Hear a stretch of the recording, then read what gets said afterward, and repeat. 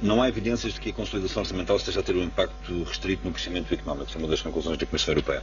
Há bom senso nesta conclusão? Boa tarde.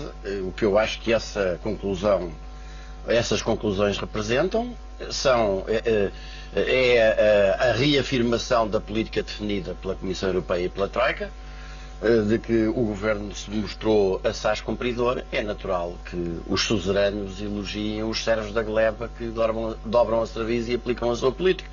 E, portanto, todo este engalanar em festa de um país que tem neste momento a situação de fome, de miséria e desemprego em que nós nos encontramos, e que continua sem explicar o que é que, terminado o ajustamento, o chamado programa de ajustamento, o que é que aconteceu à dívida, o que é que aconteceu ao déficit e o que é que aconteceu ao pagamento aos credores, porque isto é a pergunta que os defensores desta política nunca dizem. E nós já vimos aqui que esse déficit só num ano passou de cerca de 100% para cerca de 130%, a encaminhar-se para 140%. E as previsões são de que ultrapasse no fim do programa do ajustamento os 140%.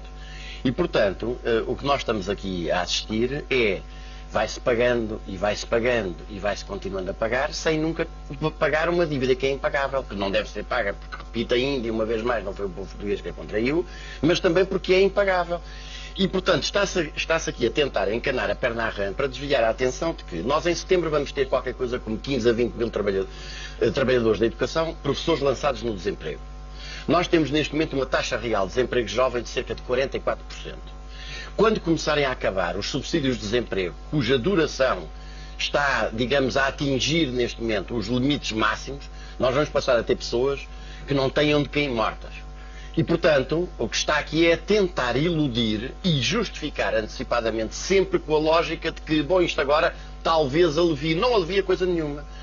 O facilitar, entre aspas, com que se acena a cenoura com que se tenta fazer dos portugueses burros para andarem atrás dela, de que poderá haver uma certa facilitação, só representará uma coisa, é termos mais do mesmo. Isto é, nós temos uma lógica num país que não tem indústria, que não tem agricultura, que não tem nenhuma capacidade produtiva. Evidentemente que alongar o prazo deste tipo de condições só significa pôr a pagar, em vez de 3 vezes, 4 vezes mais aos credores.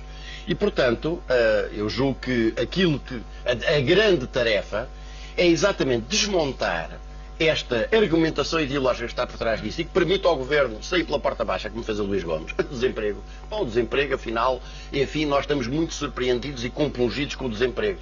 Agora, a Comissão diz aqui que as consequências da situação que se vive no país, que a dimensão daquilo que se vive no país não é uma consequência de uma política de austeridade. Então o quê? É da meteorologia?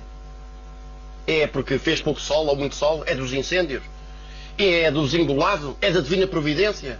Pois não se está mesmo a ver que exatamente a aplicação deste programa da Troika, que significa, para além de despojar o país dos seus principais ativos, o que está é a fazer parar o pouco que ainda funcionava neste país do ponto de vista da sua capacidade produtiva. E, portanto, é a sobrevivência do país que passa por rejeitar a política da Troika, correr com este governo antes que coloque toda a gente no desemprego, na fome e na miséria, e, de facto, criar um governo de unidade democrática e patriótica para aplicar um programa de salvamento, de salvação do país, que é aquilo que nós necessitamos. E essa salvação passa por não pagar a dívida, passa pela nacionalização da banca, passa por não temer, não passa necessariamente por defender a saída do euro, mas passa por não temer, se necessário for sair do euro, e discutir a sério até ao fim quais são as consequências de nós nos mantermos no euro com esta lógica, sem ser aqueles argumentos ad terrorem que os defensores do governo não conseguem utilizar de outra forma,